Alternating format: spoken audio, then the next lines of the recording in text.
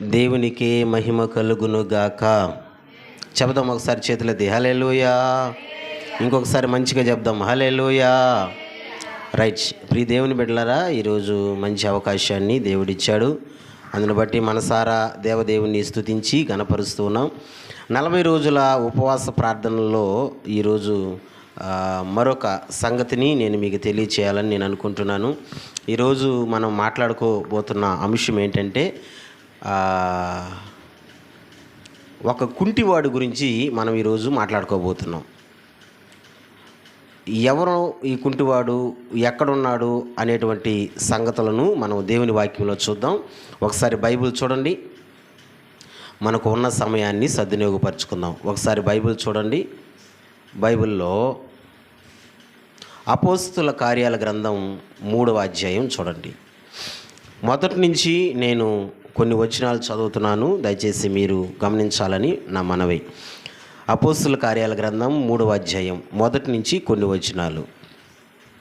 పగలు 3 గంటలకు ప్రార్థనా కాలమున పేతురును యోహానును దేవాలయమునికి ఎక్కి వెలుచుండగా, పుట్టినది మొదలుకొని కుంటివాడైన ఒక మనుషుడు మోసుకొని పోచుండెను. వాడు దేవాలయములోకి వెళ్ళి వారిని భిక్షమడుగుటకు కొందరు ప్రతిదినము వారిని శృంగారమున దేవాలయపు ద్వారమునద్ద ఉంచుచూ వచ్చిరి. పేతురును యోహానును దేవాలయంలో ప్రవేశింపబోనప్పుడు వాడు చూచి భిక్షమడుగగా, పేతురును యోహానును వారిని తేరి చూచి మా తట్టు చూడుమనిరి. వాడు ఏమైనా దొరుకునని కనిపెట్టుచు వారి యందు లక్ష్యముంచెను. అంతటా పేతురు, వెండి బంగారము నా యొద్ద లేవు, కానీ నాకు కలిగినదే నీకు ఇచ్చుచున్నాను. నజరేయుడైన యేసుక్రీస్తు నామమున నడువుమని చెప్పి వాని కుడి చేయి పట్టుకొని లేవనెత్తెను. వెంటనే వాని పాదములను చీలమండలములను బలము పొందెను. వాడు దిగ్గుని లేచి నిలిచి నడిచెను. నడుచుచు గంతులు వేయుచు దేవుని స్తుతించుచు వారితో కూడా దేవాలయములోనికి వెళ్ళెను.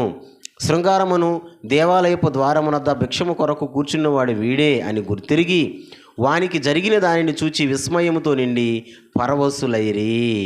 దేవుడు ఈ మాటలను మనందరం వినికిడిలో దీవించునుగాక. ఆమేన్. రైట్. ఒకసారి మనం అందరం చేతులెత్తి స్తోత్రం చెబుదాం హల్లెలూయా. రైట్. ప్రియులారా, శృంగారం అనే దేవాలయం దగ్గర ఒక కుంటివాడు ఉన్నాడు. అతను భిక్షం అడుక్కుంటున్నాడు. ఆ కుంటివాడికి పేతురు యోహాను ఇద్దరు కాళ్ళు వచ్చేటట్టు చేశారు. ఈ సంగతిని మనం దేవుని వాక్యంలో మనం చదువుకున్నాం. బాగా వినాలి. కుంటివాడి జీవితంలో నుంచి నేను కొన్ని ఆధ్యాత్మికమైనటువంటి విషయాలు మీతో నేను పంచుకోవాలని నేను అనుకుంటున్నా. కుంటివాడి జీవితంలో నుంచి బాగా వినాలి.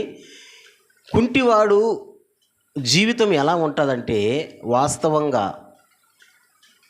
ఇంకొక మనిషి మీద ఆధారపడతాడు. అవునా కాదా? కదా. కుంటోడు ఏం చేస్తాడంటే ఇంకొక మనిషి మీద ఆధారపడతాడు. ఎందుకంటే పాపము తను చేసుకోవాలనుకుంటున్నా సరే తన పని తాను చేసుకోలేడు. కాబట్టి ఏం చేస్తాడంటే ఇంకొకరి మీద ఆధారపడుతుంటాడు. అంటే ఆధారపడే బ్రతుకు ఇది చాలా భయంకరమైన బ్రతుకు. బైబిల్ ఏమంటుంది అంటే, మనము ఒకరి మీద ఆధారపడకూడదు. ఎవ్వరి మీద కూడా ఆధారపడకూడదు. ఎవ్వరి మీద కూడా, ఏ మనిషి మీద కూడా ఆధారపడకూడదు. కేవలం మనం ఆధారపడాల్సింది ఎవరి మీద ఆధారపడాలంటే దేవుని మీద మాత్రమే ఆధారపడాల. హల్లెలూయా. చెబుదాం హల్లెలూయా.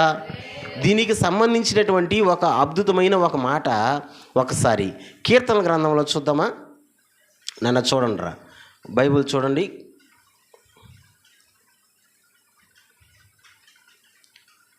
అద్భుతమైన ఒక మాట నేను మీకు చూపిస్తున్నాను. కీర్తనల గ్రంథం 22వ కీర్తన.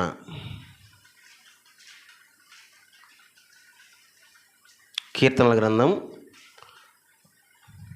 22వ కీర్తన 10వ వచనాన్ని ఒకసారి మనం చదువుదామా? 22వ కీర్తన 10వ వచనాన్ని ఒకసారి మనం చదువుదాం. ఎవరన్నా చదవగలిగిన వాళ్ళు ఒకరు చదివి వినిపిస్తారా? భలే అద్భుతంగా ఉంటుంది ఆ మాట. అక్కడ 22వ కీర్తన 10వ వచనం. గర్భవాసి అయినది మొదలుకొని నాకు ఆధారము నీవే, నా తల్లి నన్ను కన్నది మొదలుకొని నా దేవుడవు నీవే. అసలు అద్భుతమైన మాట చూశారు కదా. గర్భవాసి అయినది మొదలుకొని నాకు ఆధారము నీవే. కీర్తనాకారుడు అమూల్యమైన మాట చెప్తున్నాడు. అయ్యా, నేను మనుషుల మీద ఆధారపడడం లేదు, నేను ఎవరి మీద ఆధారపడుతున్నానంటే గర్భవాసి అయినది మొదలుకొని, అంటే నా తల్లి నన్ను ఎప్పుడైతే నేను నా తల్లి గర్భములో ఎప్పుడైతే పిండంగా రూపించబడ్డానో అప్పటి నుంచి నాకు ఆధారము నీవే. అంటే నీవే అంటే ఎవరు? దేవుడు. అంటే ఇప్పుడు మనం ఎవరిని ఆధారంగా చేసుకోవాలంటారు? దేవుని ఆధారంగా చేసుకోవాలి. కానీ కుంటివాడు ఎవరిని ఆధారంగా ఉన్నాడు? మనుషులను నమ్ముకొని ఉన్నాడు, మనుషులను ఆధారంగా చేసుకొని ఉన్నాడు. మీకు ఇదే కీర్తనలో నుంచి మనుషులను నమ్ముకుంటే లేదా మనుషులను ఆధారం చేసుకుంటే ఏం జరుగుతుంది అనేటువంటి ఒక మంచి మాటను నేను మీకు చూపిస్తా. ఒకసారి చూడండి. 118వ కీర్తన, 118వ కీర్తన. మనుషులను నమ్ముకుంటే లేదా మనుషులను ఆధారం చేసుకుంటే ఏం జరుగుతుంది అనేటువంటి ఒక సంగతిని మనం చూద్దాం. 118వ కీర్తన 8-9 వచనాలు మనం చూద్దాం. 8-9 వచనాలు. మనుష్యులను నమ్ముకొనుట కంటే యెహోవాను ఆశ్రయించుట మేలు. రాజులను నమ్ముకొనుట కంటే యెహోవాను ఆశ్రయించుట మేలు. ఒకసారి ఈ మాట నాతో పాటు అందరూ చెప్తారా? మనుషులను నమ్ముకొనుట కంటే యెహోవాను ఆశ్రయించుట మేలు, రాజులను నమ్ముకొనుట కంటే యెహోవాను ఆశ్రయించుట మేలు. హల్లెలూయా. అంటే మనుషులను నమ్ముకోవడం కంటే, రాజులను నమ్ముకోవడం కంటే, అంటే అధికారులను నమ్ముకోవడం కంటే, మనుషులు నమ్ముకోవడం కంటే ఎవరిని ఆశ్రయించడం మేలంట? దేవుణ్ణి. నేను మళ్ళీ చెప్పనా, మనుషులను కన్నా మనం నమ్ముకొని మనుషుల మీద ఆధారపడ్డామనుకో నట్టేట్లో ముంచేస్తారు వాళ్ళు. నిజంగా. ఎందుకంటే మనుషులు ఎప్పుడు ఎలా ఉంటారో తెలీదు. ఊసర వెళ్ళి కంటే భయంకరంగా మారిపోతారు. అప్పటికప్పటికే మన అంటారు, అప్పటికప్పటికే నా మనిషి అంటారు, అప్పటికప్పటికే నా వాడు అంటారు, అప్పటికప్పటికే మళ్ళీ మారిపోతారు. మనుషులు అంతే, వాళ్ళు మారిపోతారు. మనుషులని మనం నమ్ముకోకూడదు, మనుషుల మీద మనం ఆధారపడకూడదు. మనుషులను నమ్ముకున్నా, మనుషుల మీద ఆధారపడ్డా మనం వారి చేతుల్లో మోసపోతాం, వారి చేతుల్లో భయంకరమైనటువంటి బాధను లేదా శిక్షను మనం అనుభవిస్తాం. అందుకే నేను అంటున్నాను, కుంటివాడి జీవితం ఎలాంటి జీవితం అంటే, కుంటివాడు ఒకరి మీద ఆధారపడుతున్నాడు, అంటే ఒక మనిషి మీద ఆధారపడుతున్నాడు, ఒక మనిషిని నమ్ముకుంటున్నాడు. నమ్ముకున్నటువంటి వాళ్ళే నట్టేట్లో ముంచేస్తారనేటువంటి ఒక సంగతి మనకు తెలుసు కదా. అందుకే నేను ఏమంటున్నాను అంటే, మనం నమ్ముకోవాల్సింది మనుషుల్ని కాదు, మనం నమ్ముకోవాల్సింది ఎవరిని? దేవుని. స్తోత్రం చెప్దామా? గట్టిగా చెప్దామా? కుంటివాడి జీవితంలో మనం నేర్చుకున్న మొదటి ఘట్టం ఏంటంటే, కుంటివాడు మనుషులను నమ్ముకున్నాడు, మనం మనుషులను నమ్ముకోకూడదు. నమ్ముకుంటే మనం మోసపోతాం. అందుకని మనం ఎవరు నమ్ముకోవాలంట? దేవుని నమ్ముకోవాలి. రైట్, మళ్ళీ వెళ్దాం రండి. అపోస్తుల కార్యాల గ్రంథం 2వ సంగతిని చూద్దాం. కుంటివాడి జీవితంలో నుంచి 2వ సంగతిని చూద్దాం. మళ్ళీ వెళ్దాం రండి. అపోస్తుల కార్యాల గ్రంథం 3వ అధ్యాయం. అపోస్తుల కార్యాల గ్రంథం 3వ అధ్యాయం. ఈసారి 5వ వచనాన్ని మనం చూద్దామా? ఈసారి 5వ వచనాన్ని మనం చూద్దామా? లేకపోతే 4వ వచనం కానించి చూద్దాం, లేదా 3 వచనం కానించి చూద్దాం, ఇంకా క్లారిటీ వస్తుంది. పేతురును యోహానును దేవాలయంలో ప్రవేశింపబోవునప్పుడు వాడు చూచి భిక్షమడుగగా, పేతురును యోహానును వారిని తేరి చూచి మా తట్టు చూడమనిరి. వారి యొద్ద ఏమైనా దొరుకునని కనిపెట్టుచు వారి యందు లక్ష్యముంచెను. వినాలి. పేతురు యోహాను ఆ దేవాలయంలోకి ప్రార్థన చేసుకునే దానికి పోతా ఉండేటప్పుడు ఇతను ఏం చేశాడంటే వాళ్ళ వైపు చూసి భిక్షం అడిగాడంట. కుంటోడు ఏం చేస్తాడు, అడుక్కునేవాడే కదా. ఆ దేవాలయం ముందర కూర్చొని భిక్షం అడిగాడంట. అయ్యా అయ్యా అని అడిగితే ఇప్పుడు పేతురు యోహాను ఏమంటారంటే వారిని తేరి చూచి మా తట్టు చూడమనిరి. బాగా వినాలా. 4వ వచనం 3వ వచనం ఒకసారి మీరు చదివితే మీకు క్లారిటీ వస్తుంది. 3వ వచనం పేతురు యోహానును అందరూ చూడండి. దేవాలయంలో అందరూ చదవండి. ప్రవేశింపబోనప్పుడు వాడు చూచి, అంటే చూస్తున్నాడా లేదా, వాళ్ళని చూస్తున్నాడు కదా. 4వ వచనం చదువుతారు. ఇప్పుడు పేతురును యోహానును వారిని తేరి చూచి మా తట్టు చూడమనిరి. ఆల్రెడీ చూస్తున్నాడు కదా. మీకు అర్థం కాలేదా? ఆల్రెడీ చూస్తున్నాడు కదా. చూసేవాడిని మళ్ళీ వీళ్ళు అంటున్నారు మా తట్టు చూడు. హల్లెలూయా, హల్లెలూయా, మా తట్టు చూడు. మీకు ఏమైనా డౌట్ వస్తుందా? చూస్తున్నాడు కదా అసలు వాడు. ఇప్పుడు వీళ్ళు ఏమంటున్నాడు, మా తట్టు చూడు. చూస్తున్నాడు వాడు. ఎక్కడ చూస్తున్నాడంటే వాళ్ళ జోబీల్లో చూస్తున్నాడు, వాళ్ళ చేతులు చూస్తున్నాడు. అడుక్కునే వాళ్ళంతా దేన్ని చూసేది? జోబీలే కదా. అంటే జోబీలో ఎంత ఉంది, ఎంత ఇస్తారు, చేతికి ఎంత వచ్చింది, ఎంత ఇస్తారు. ఇతను ధ్యాస అంతా ఎట్టుందంటే డబ్బు మీదే ఉంది. ఇతని ధ్యాస అంతా డబ్బు మీదే ఉంది. ఇతడు మనుషుల మీద ఆధారపడుతున్నాడు. మొదటిది, మనుషుల మీద ఆధారపడితే మనుషులు నమ్ముకుంటే మోసపోతామని దేవుడు హెచ్చరిక చేస్తున్నాడు. రెండవది ఏంటంటే ఇతను మనసంతా లేదా ఇతను ధ్యాస అంతా చెప్పండి దేని మీద ఉంది? డబ్బు మీద ఉంది. అందుకే వాళ్ళ జోబులు సై చూస్తున్నాడు, వాళ్ళ చేతులు సై చూస్తున్నారు. కానీ పేతురు యోహాను అంటాడు, వీళ్ళు అంటారు అయ్యా జోబులు సై కాదు నువ్వు చూడాల్సిందే, చేతులు సై కాదు నువ్వు చూడాల్సిందే, మా తట్టు చూడు, మా వైపు చూడు, మా తట్టు చూడు. అప్పుడు అతని దృష్టి మారింది. నేను ఇక్కడ మీకు ఒక మాట చెప్పాలి. నానా, దేవుడు మన జీవితాల్లో కార్యం చేయాలంటే, దేవుడు మన జీవితాలు అద్భుతం చేయాలంటే ముందు మన చూపు మారాలా, మన దృష్టి మారాలా, మన చూపు మారాలా, మన ఆలోచన మారాలా. ఏంటి మన ఆలోచన, ఏంటి మన దృష్టి, ఏంటి మన చూపు అని అనుకుంటున్నారా? ఏమి అంటే దేవుడు మన జీవితంలో కార్యం చేయాలంటే ధనం మీద ఉన్నటువంటి ఆ చూపు లేదా ఆ మనసు లేదా ఆ ఆలోచన మారాల. మీకు అర్థమవుతుందా? ఈ కుంటోడు మనసంతా, కుంటోడు చూపు అంతా దేని మీద ఉందంట? పైసల మీదే ఉంది. అందుకనే వాళ్ళ జోబుల సైజు చూస్తున్నాడు, అందుకనే వాళ్ళ చేతుల సైజు చూస్తున్నాడు. మరి నిజంగా ఒక క్రైస్తవుని యొక్క మనస్సు, ఒక దేవుని బిడ్డ యొక్క మనస్సు దేని మీద ఉండాలంటే దీని మీద కాదు ఉండాల్సింది.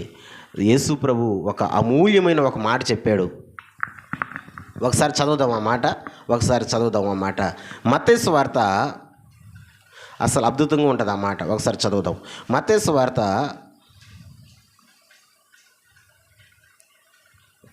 6వ అధ్యాయం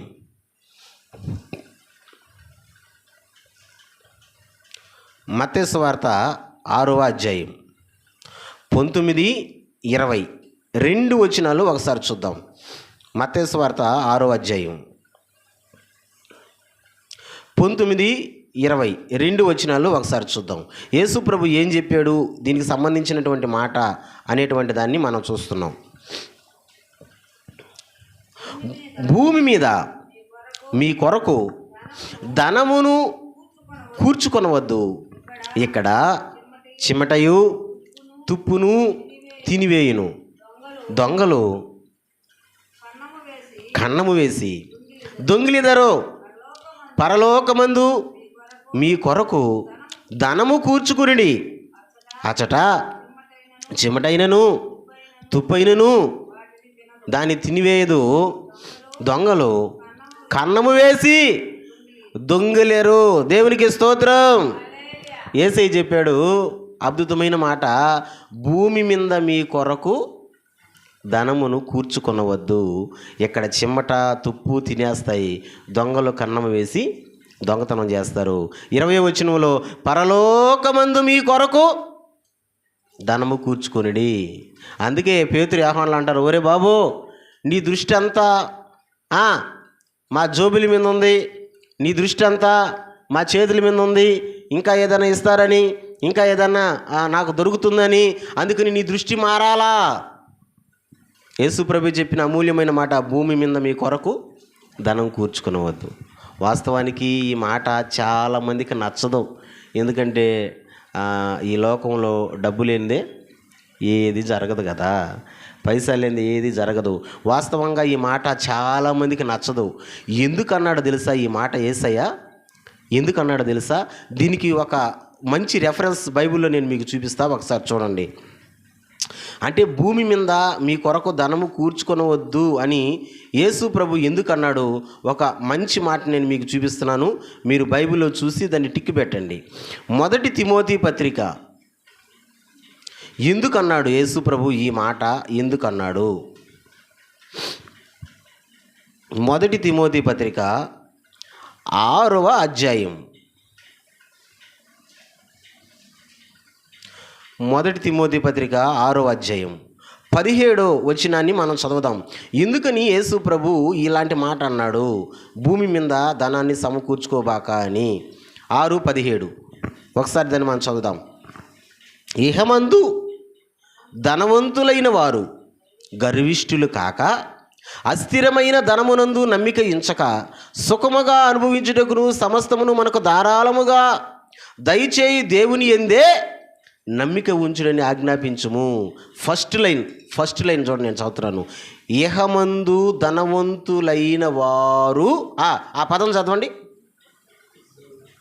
గర్విష్ఠులు కాక. ఒకసారి ఆ పదాన్ని నాతో పాటు చెప్తారా? ఇహమందు ధనవంతులైన వారు గర్విష్ఠులు కాక అంటే అర్థం, ఇహమందు అంటే భూమి మీద ధనాన్ని సమకూర్చుకుంటానంట, వాళ్ళు ఏమైపోతారంట? గర్విష్ఠులు. గర్వం వస్తే ఏం జరుగుతుంది? నాశనమునకు ముందు గర్వము నడుచును. అందుకని యేసయ్య అన్నాడు, భూమి మీద మీరు డబ్బు సంపాదించుకొని మీరు గర్వపడ్డారనుకో, ఆ గర్వమే మిమ్మల్ని నాశనం చేస్తుంది. ఈరోజు చాలామంది ఉన్నారు, వాళ్ళ దగ్గర ఒక పైసా ఉండిందనుకో, ఒక 10 రూపాయలు ఉండిందనుకో, కాలర్ ఎగరేసేవాళ్ళు ఉన్నారు. ఏయ్ నేను ఎవడు మాట వినరా, నా మాటే అందరు వినాలరా అనేవాళ్ళు ఉన్నారు. ఎందుకు వినాలి నా మాట అంటే, నాకా డబ్బులు ఉన్నాయిరా అనేవాళ్ళు ఉన్నారు. ఇది గర్వం. అందుకే ఇహమందు ధనవంతులైన వారు గర్విష్ఠులు కాక. అందుకని యేసు ప్రభు అన్నాడు, అసలు ధనమే లేకపోతే ఇంకేడ నుంచి వస్తుంది ఆ గర్వం, ఇంకేడ నుంచి వస్తుంది ఆ నాశనం. అందుకనే దేవుడు అంటున్నాడు, పరలోకములో సమకూర్చుకో. ఈ కుంటోడు ఏం చేస్తున్నాడంటే జోబిల్ సైజ్ చూస్తున్నాడు, తర్వాత వచ్చి చేతుల సైజ్ చూస్తున్నాడు. ఎందుకంటే డబ్బు డబ్బు డబ్బు డబ్బు డబ్బు ధ్యాస.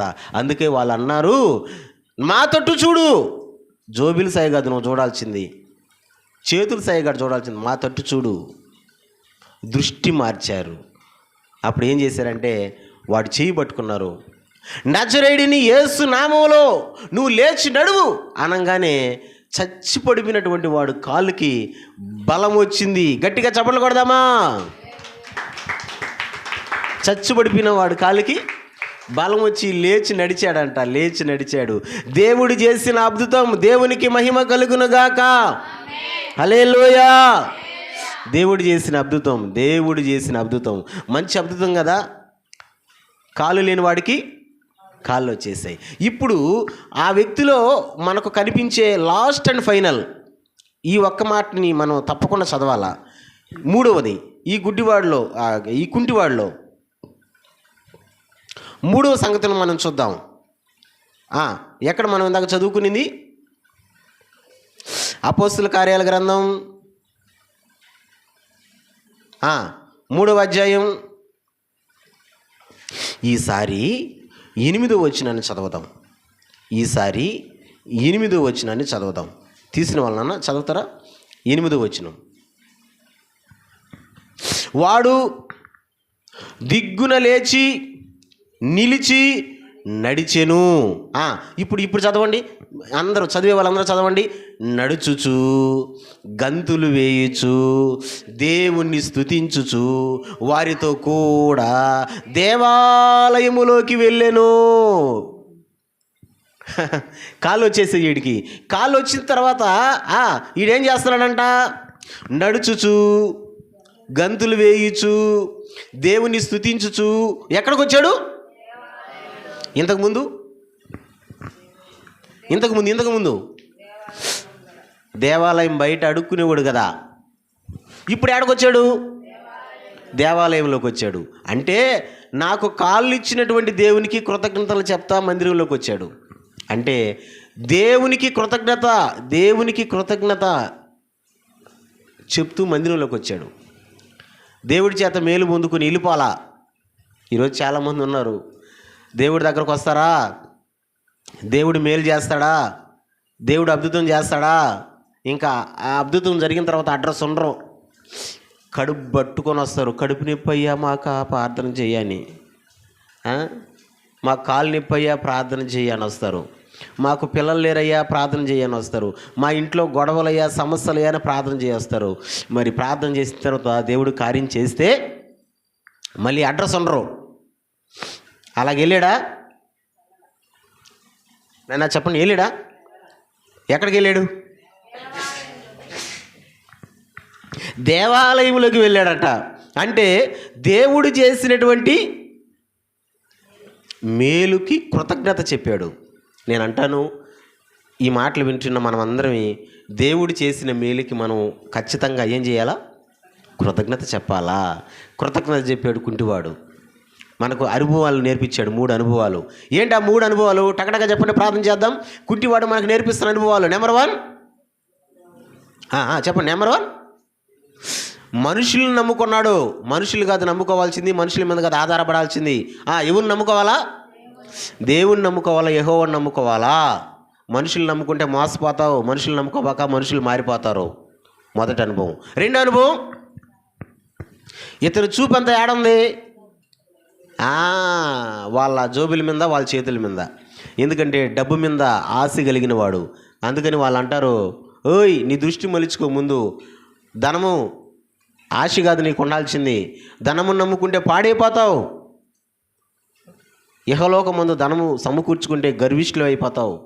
గర్వం వల్ల నీకు నాశనం వస్తుంది. అందుకని నీ దృష్టి మార్చుకో అని చెప్పాడు. ఎస్, నిజంగా ఒక దేవుని బిడ్డకి, క్రైస్తవునికి దాని మీద అంత పిచ్చి ఉండకూడదు. అవసరమే, కావాలా, కానీ దాని మీద అంత పిచ్చి ఉండకూడదు. 3వది అనుభవం నేర్పిస్తున్నాడు. దేవుడు చేసిన మేలుకు ప్రతిగా కృతజ్ఞత చెప్తా మందిరంలోకి వచ్చాడు. రావాలా, దేవుని దగ్గరకు వచ్చి కార్యాలు జరిగించుకున్న తర్వాత వెళ్ళిపోకూడదు, కృతజ్ఞత కలిగి ఉండాలా అని ఈ కుంటివాడు నేర్పిస్తున్నాడు. అమూల్యమైన 3 అనుభవాలు.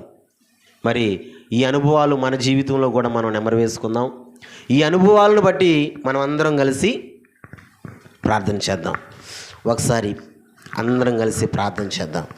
ఏకీభవిద్దామా? మహాగణుడైన తండ్రి, పరిశుద్ధుడా, జీవాధిపతి, వందనాలు చెల్లిస్తున్నాను. ఈ 40 దినాల ఉపవాస ప్రార్థనలో ప్రభా 11వ దినానికి మేమైతే వచ్చాం. అయ్యా, ఈ దినాన మీరు మాట్లాడిన అమూల్యమైన అద్భుతమైన మాట కుంటివాడి జీవితంలో నుంచి 3 అద్భుతాలను మీరు మాకు నేర్పిస్తున్నారు ప్రభా, చూపిస్తున్నారు ప్రభా. నాయనా, ఈ 3 అనుభవాలను మేము తలుచుకుని ప్రభా ముందుకు కొనసాగినట్లుగా కృప చూపించండి, కనికరం చూపించండి. మనుషులను నమ్ముకుంటే మోసపోతాం. ఎన్నోసార్లు నమ్ముకొని వాళ్ళు ఉన్నారులే, వీళ్ళు ఉన్నారులే, మాకేమిలే అని అయ్యా వాళ్ళ ద్వారా మోసపోయి బాధపడి ఏడ్చిన సందర్భాలు మా జీవితాల్లో ఉన్నాయి ప్రభా. నిన్నే నమ్ముకోవాలా, నీ మీదే ఆధారపడాలని వాక్యం సెలవిస్తున్నది. 2వదిగా ధనం మీద నా ప్రభా ఆ ఆశ, ధ్యాస నైనా ఇహలోకమందు ధనము సంపాదించుకుంటే గర్విష్ఠులైపోతారని వాక్యం సెలవిస్తున్నది. నా ప్రభా పరలోకమందు ధనము సమకూర్చుకోవాలని చెప్తున్నది. ఇంత మంచి మనసు మీరు మాకు దయచేయండి ప్రభా. అయ్యా నువ్వు చేసినటువంటి మేలుకు ప్రతిగా కృతజ్ఞతలు చెప్తూ నీ మందిరంలోకి రావాలా ప్రభా. ఎంతోమంది మీరు చేసిన మేలులు అనుభవించి నైనా రుచి చూచి తిరిగి మళ్ళీ లోకంలోకి వెళ్ళి పాపంలో పడిపోయి భయంకరమైన జీవితాన్ని జీవిస్తున్నారు ప్రభా. జ్ఞాపకం చేసుకోండి ప్రభా. నాయనా నువ్వు చేసిన మేలుకు ప్రతిగా నీ సన్నిధిలోకి బిడ్డలు నడిపించండి. ఇంత మంచి మాటలు చెప్పిన బిడ్డలందరినీ జ్ఞాపకం చేసుకొని, విన్న బిడ్డలందరినీ జ్ఞాపకం చేసుకొని, నైనా మందిరంలోకి వచ్చిన నీ బిడ్డలందరినీ ఒక్కొక్కరిని పేరువంతంగా జ్ఞాపకం చేసుకొని ఈ 40 దినాలు ఒక్కొక్క దినం నీ పాదాల చెంత మేము కూర్చొని స్తుతించే మంచి భాగ్యాన్ని కనపరిచే అవకాశాన్ని మీరే మాకు అనుగ్రహించమని, ఇంతవరకు వాక్య విన్న నీ బిడ్డలందరినీ దీవించి బలపరచమని యేసయ్య నామములో అడుగుచున్నాము తండ్రి.